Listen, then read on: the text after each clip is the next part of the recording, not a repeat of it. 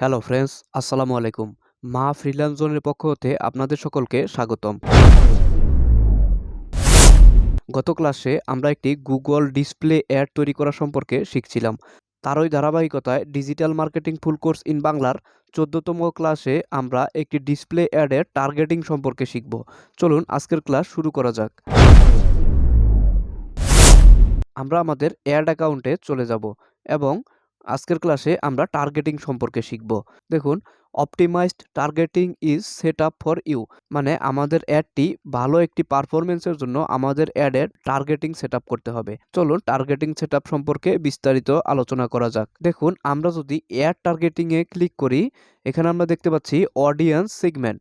এখানে বলছে suggest who should see your ads, মানে আমাদের অ্যাডটি কে দেখবে আমাদের সেটি সাজেস্ট করতে বলছে। আমরা যদি এই পেন আইকনে ক্লিক করি, এখানে আমরা যে রিলেটেড অ্যাডটি রান করব সেই রিলেটেড কিছু কিওয়ার্ড সিলেক্ট করতে হবে। আচ্ছা, এই যে আমাদের বায়ার রয়েছে দারাস, ধরা যাক দারাস আমাদেরকে এই জুয়েলারি বিষয়ে একটি অ্যাড রান করতে বলেছেন।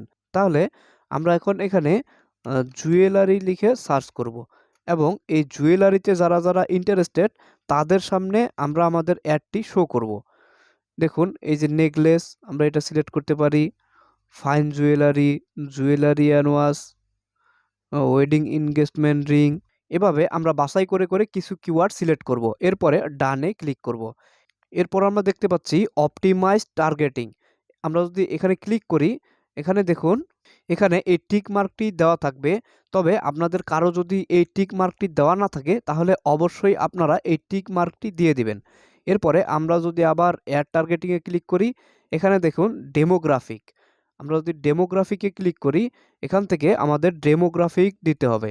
আমরা আমাদের অ্যাডটি ফিমেলের কাছে দেখাতে যাচ্ছি নাকি মেইলের কাছে দেখাতে যাচ্ছি নাকি আননোনের কাছে দেখাতে যাচ্ছি। যেহেতু আমরা জুয়েলারি নিশ নিয়ে অ্যাডটি রান করব, সেহেতু আমরা অবশ্যই ফিমেলদেরকে অ্যাডটি দেখাতে চাই। তাহলে আমরা এখান থেকে মেল এবং আননোন এখান থেকে টিক মার্ক তুলে দিচ্ছি। এরপরে আমরা কত বছর থেকে কত বছরের মানুষের সামনে আমাদের অ্যাডটি দেখাতে চাই।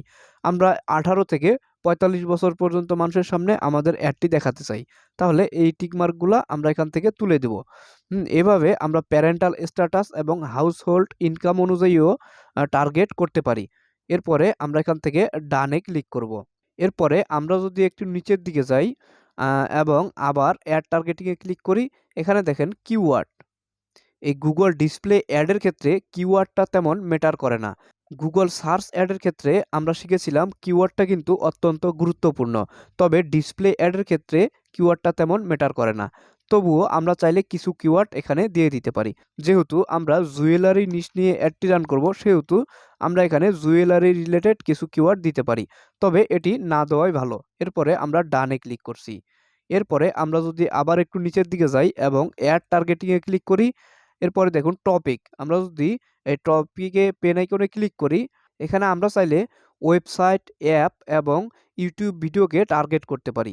আমরা যদি কোনো ওয়েবসাইট বা পেজ বা ইউটিউব ভিডিওকে এখানে সিলেক্ট করে দেই, তাহলে তাদের পাশে আমাদের অ্যাডটি দেখাবে। তো এইসব বিষয় আসলে সিলেক্ট করা আমাদের অ্যাডটি অতিরঞ্জিত হয়ে যাবে।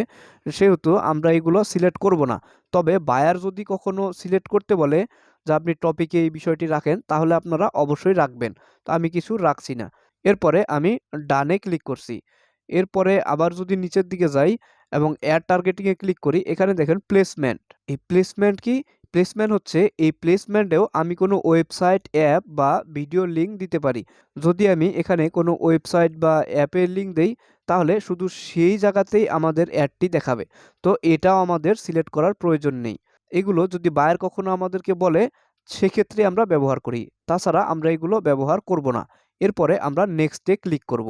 এখন দেখুন, আমরা কিন্তু আমাদের অ্যাডটির ফাইনাল স্টেপে চলে এসেছি।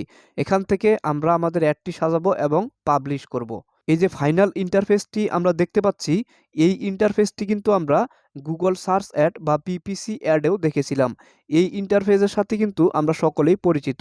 এই ইন্টারফেস সম্পর্কে বিস্তারিত বলার মতো আর তেমন কিছু নেই। দেখুন, আমাদের অবশ্যই এই অ্যাড এক্সটেন্ড ফুল করতে হবে এবং এখানে আমাদের ইমেজ দিতে হবে, ভিডিও দিতে হবে, হেডলাইন দিতে হবে এবং ডেসক্রিপশন দিতে হবে। এই কাজগুলো সম্পন্ন করার মাধ্যমে আমরা আমাদের অ্যাডটি পূর্ণাঙ্গভাবে প্রস্তুত করব। আগামী ক্লাসে আমরা এই ফাইনাল ইন্টারফেসটি সম্পন্ন করার মাধ্যমে আমাদের ডিসপ্লে অ্যাডটি পাবলিশ করব। আগামী ক্লাস দেখার আমন্ত্রণ রইল। ততক্ষণ পর্যন্ত সকলে ভালো থাকবেন, সুস্থ থাকবেন। আল্লাহ হাফেজ।